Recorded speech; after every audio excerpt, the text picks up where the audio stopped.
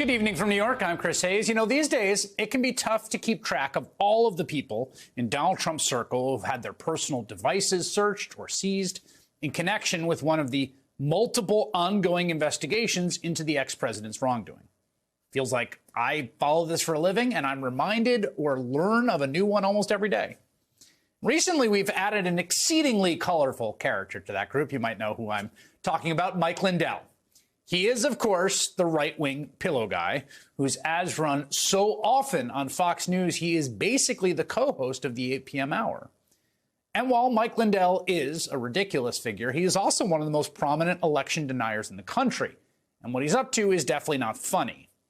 After the 2020 election, Lindell toured the country spreading Donald Trump's lies and helping to foment the coup. He also presented conspiracy theory after conspiracy theory to Donald Trump. The week after January 6th, after the blood on the Capitol and the broken windows and the deaths of people, he was spotted at the White House holding a paper with the phrases Insurrection Act and martial law if necessary printed on it. Back in January of this year, the January 6th committee subpoenaed Lindell's phone records. And this week, Lindell revealed that FBI agents seized his cell phone while he was in the drive-thru of a Hardee's in Minnesota. The FBI came after me and took my phone. They surrounded me at a Hardee's and took my phone that I run all my business, everything with. They could have just, what they've done is weaponize the FBI. It's disgusting. I don't have a computer. Everything I do have that phone, everything was on there. And they told me not to tell anybody. Here's an order, don't tell anybody. Okay, I won't. Well, I am. So. In fact, Mike Lindell has done the opposite of what he says the FBI asked, speaking publicly about whatever happened on every TV program that will have him. And of course, they will all have him because they're all hooked on those sweet ad dollars from mustachepillow.com. I'm not sure what they're going to find on your phone, but for God's sake, they're going to find nothing. They're going to find a lot of promo codes for a lot of products where people have back my pillow. Oh, well, Newsmax has been great, by the way. Promo code Newsmax. Promo code Newsmax. Always be closing, Mike. Now, to be fair, he has been generous with the promo codes and apparently did send some of those promo codes to his defenders in Trump world, like Rudy Giuliani, who tweeted, quote, "Breaking news. The FBI seized Mike Lindell's phone.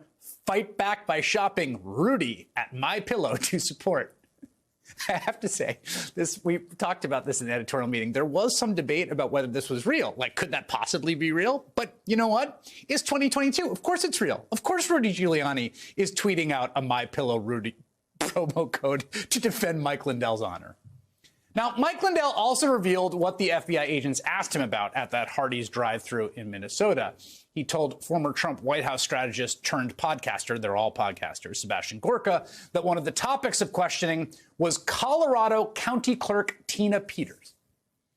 Mike, did the agent ever tell you why the hell they were stopping you? Then he said, then they asked me, I said, so what is this about? Then they asked me when I met Tina Peters. I said, you're the FBI. You know I met her at the Cyber Symposium a year ago. Of course you know that. Everybody knows that. Okay, so Tina Peters, who's she? She was one of the speakers at that election conspiracy cyber symposium, as he euphemistically called it. Mike Lindell put that together last August, and that was where he claimed that he would reveal this definitive demonstrative proof that the 2020 election was stolen from Donald Trump. And of course, you know, like all this, it's all nonsense. There's no evidence. It's just made up lies. Just lies, lies, lies, right? Tina Peters, though, is a really important figure because she's not just another one of these obsessive coup plotting pro-insurrection cranks. She is one of the few people in that world who had actual power overseeing actual elections.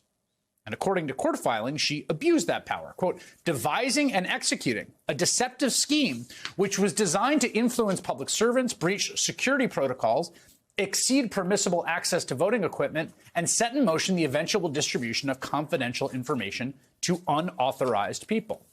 Prosecutors allege that in May of 2021, Peters gave an unauthorized man access to the county's secure elections area where voting equipment was stored. That man made copies of voting equipment servers. Passwords from that equipment were later posted online by a leading figure in the QAnon conspiracy theater. Tina Peters has since said she was concerned the company that makes these voting machines was going to delete records from the 2020 election. She apparently believed a debunked conspiracy theory the company was involved in stealing the election from Donald Trump. In March, Peters was indicted by a Mesa County grand jury. She faces 10 counts, including 7 felony charges of attempting to influence a public servant, conspiracy to commit criminal impersonation, and identity theft. She pleaded not guilty to those charges. This video comes from February during the grand jury investigation, when Peters was arrested after refusing to allow police to carry out a search warrant for her iPad. Now, Tina Peters has since been stripped of her duties overseeing elections as county clerk. And that ruling came as a result of a lawsuit brought by Colorado Secretary of State Jena Griswold, who I'm going to speak to in just a few moments. And Peters actually tried to challenge Griswold for that position, Secretary of State, running for the Republican nomination for Secretary of State. She lost that primary in June and accused state election officials, of course, of cheating. So Tina Peters is an important figure here, right? She's the sort of overlap between like ludicrous MyPillow election QAnon cult conspiracy world and actual election officials in America. Like she's one who had power and did get corrupted by Donald Trump's election lies. She was willing to do his bidding and use her power to allegedly corruptly infiltrate the actual voting machines, to turn over that information.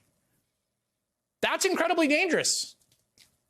I think it's pretty important that if these charges are true, that Tina Peters is held to account as a deterrent, if nothing else, a warning to any other election officials. And remember, there are thousands across this country who may be tempted to follow suit. That's especially true because there may soon be more of them. According to a new report, election deniers are on the ballot this November in 27 states seeking positions that will oversee, defend, or certify elections. They include, to name just one example, Mark Finchem. That's a Republican nominee for Arizona Secretary of State, who says Joe Biden did not win in 2020 and just recently accused former Vice President Mike Pence of trying to steal the presidency in 2024. In Michigan, the Republican candidate for Attorney General, Matthew DePerno, not only denies the election results, he's also under criminal investigation for potentially tampering with voting machines, sound familiar, used in 2020. So it's not just MyPillow guy and his goofy acolytes. These are people who, like Tina Peters, could pose a serious threat to democratic legitimacy, to the administration of our elections. And they're gunning for real power.